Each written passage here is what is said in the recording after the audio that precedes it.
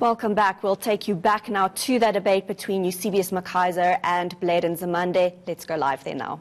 That they are talking to MTN and talking to Vodacom, but we know they are sort of like begging them to reduce the price of data.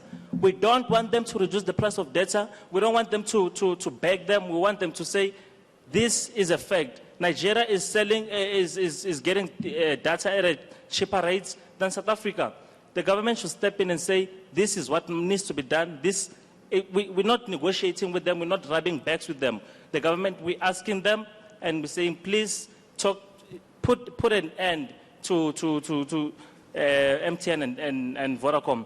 My second question is about, sorry, I'm a bit nervous. It's okay, you don't sound nervous at all. Go ahead. Feel free. Okay. My second question is, you mentioned something about abusing freedom of speech. And you said, but this is something that politicians are very, very good at.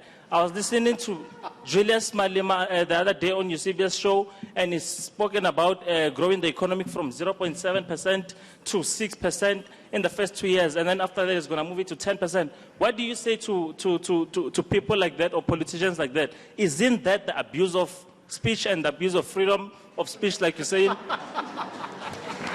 I think Minister Nzimande wouldn't mind answering that question. Yeah. Can we have the last question and then we will get our respondents to respond? Yeah. All right, quickly. Thank you. My name is Dima from Diepkloof.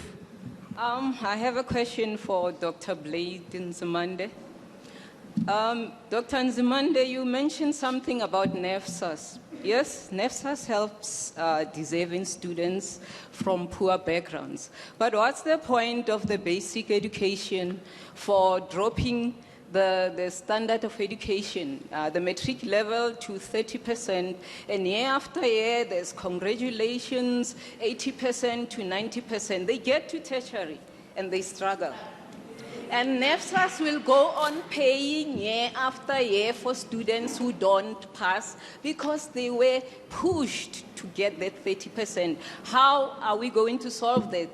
And now they are unemployed with these degrees. Please help education.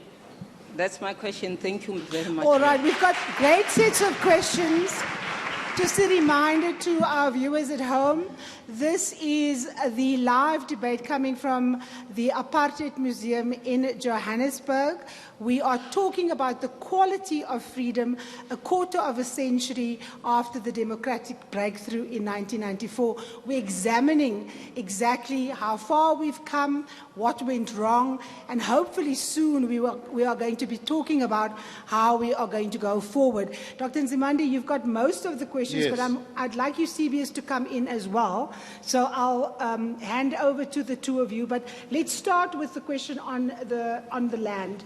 The fact that the person who asked the question said the Constitution actually doesn't need changing, that the ANC, and this is my interpretation, was populist in deciding to change that clause because you didn't need to.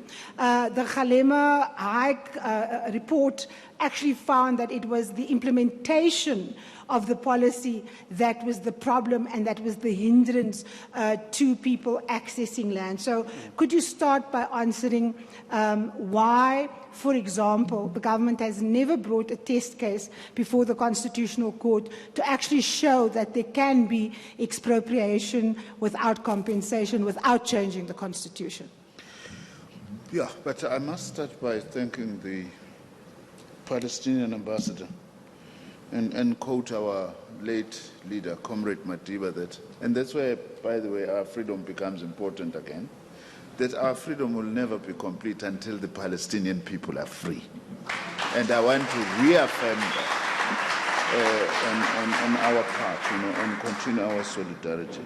Look, we have already admitted that we didn't push far enough on the issue of land. But to say we've done nothing about that is incorrect either. It's just throwing a political point against the ANC. It's nice. I'll act as a punchback this afternoon. That's okay. We put this issue of land in the Constitution. We fought for that. It's very important that it's there, it's in the Constitution. We have admitted that we didn't push hard enough, even in terms of the existing clause, because with the existing clause, we could have gone far enough to test even the issue of expropriation without compensation. And it's not bad to admit where we've actually had weaknesses, because we're an organization that's confident of ourselves. We can say to our people, we didn't go far enough there, we could have, but we are saying now we're going to do that. We are going to be pushing much more radically as part of, unfortunately, what Eusebius disagrees with. We have to be radical, Eusebius, on the issue of land as well as on other matters. We are going to be, and even taking some of the land without compensation. But that must not mean land grabs that are unplanned, as the EFF is actually saying. We are against unplanned land grabs. I must, by the way, remind you, I'm not Julius Malema, I'm Blade Nzimande. And there is a big difference between the two of us, I don't disagree with him. They don't have solutions for this country. They shout slogans. Because if we are not responsible for government, you can go and campaign and say anything you want, because no one is going to hold you responsible, because they are not going to win an election very soon. So I think that it's important that I do say that. I disagreed with Julius even when he was in the ANC. He's wearing a red color now, but he hates communists like nobody's business. But I don't care. We don't like populists like him either, so the feeling is mutual. So that's actually not important. Let me say something on education. I don't think it's correct to say the ANC has dropped the standard of education. If you say by expanding education we have dropped the standard, that's wrong. It's incorrect. We have expanded opportunities for education in this country. The number of kids today who complete schools, it's chalk and cheese with what was happening in 1994, for instance, And we have improved the quality of education. It's not enough, but we have improved it. Let me tell you where the snag has been, which we've begun in the last few years to address. We have an academically oriented education system. Everybody must go and do an academic matric and go to university. That's wrong. Now, what the Department of Basic Education has started doing is to open up the vocational path, so that kids who do not want to go the academic route, they can go and become plumbers, electricians, skills that we actually need. That is where the big problem has been. If you don't like the ANC government, it's fine. It's your right. But don't accuse the ANC government of things that it has not done. It's not correct that we have not improved the standard of education, unless expanding education is being equated to actually lowering of standards. Yes, our youth, they battle at university for a whole range of reasons, not because we have dropped the standard of education.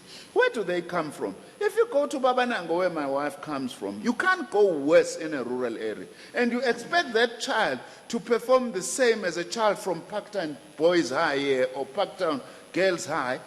So those are socio-economic conditions that we have to tackle, because our youngsters do not come from the same socio-economic conditions. That will tell when you actually go to university. That those who come from, who have been using computers, who do not think that the mouse of a computer is a rat, then there is actually going to be big differences. And we have done a lot on that score. We have not said that we have done everything. There is still a lot that still needs to be done. That's why we are saying to people, I'm not campaigning, Karim. Vote the ANC, because the others are not going to take you anywhere. Also, the ANC, you have got freedom to criticize us. We will listen to you. But also we will engage where we think that it's unfair criticism. Eusebius? I think Dr. Nzimande wants us to lower our standards in terms of what we expect of the government. And if you set your sights low enough, you'll never be unhappy with the ANC.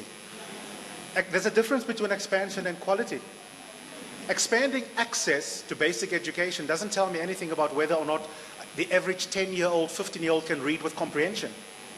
Expanding access to mathematics as a subject doesn't tell me whether someone is actually agile and happy to take a job in the knowledge-based economy that requires them to be numerate and to be very, very comfortable with numbers.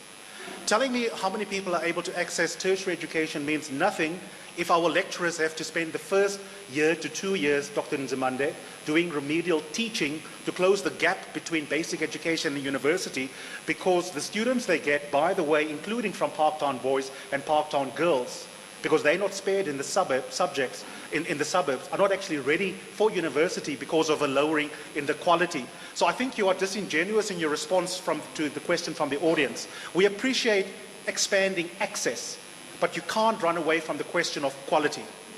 All right.